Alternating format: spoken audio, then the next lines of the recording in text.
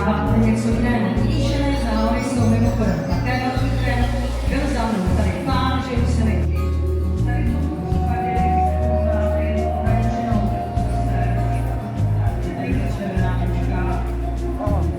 A ta rozděluje zase, jestli chcete ode mě nějaké doporučení, tak ono to tady není vidět, ale třeba ta nefeta není jenom jeden kus. Je to 5 kusů.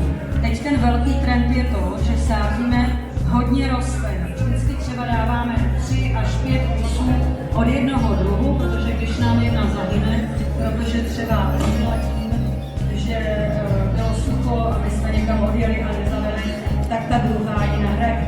Takže tady vidíte skupinu, je to červený, tady vidíte další skupinu, tady třeba vidíte ten žebříček, on vypadá jako jeden.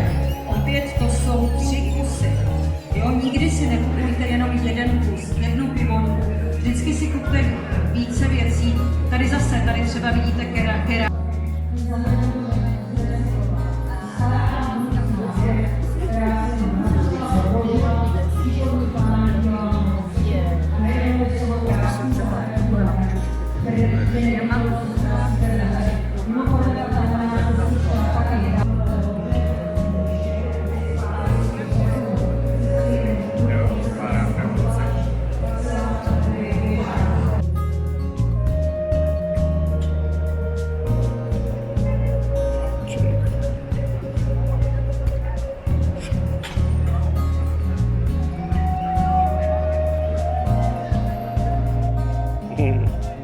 Tondo, je to dobrý?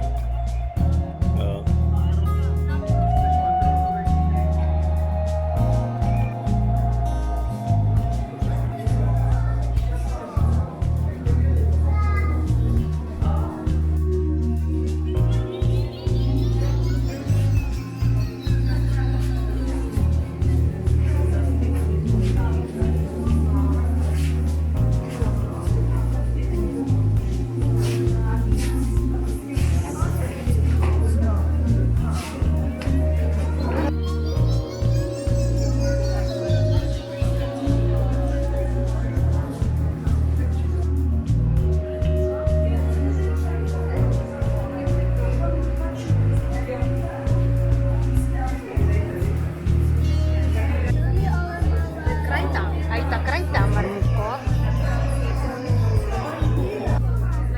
Že je ta sezónka Margity pěkný?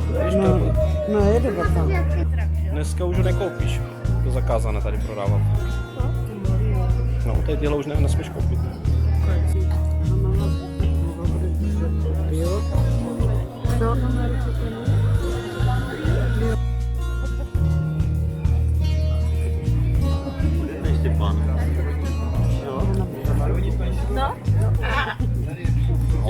Umí něco říct hezkýho?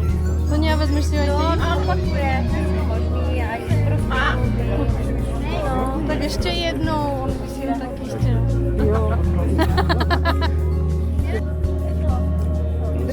Tak si podepři ruku. Tak si podepři.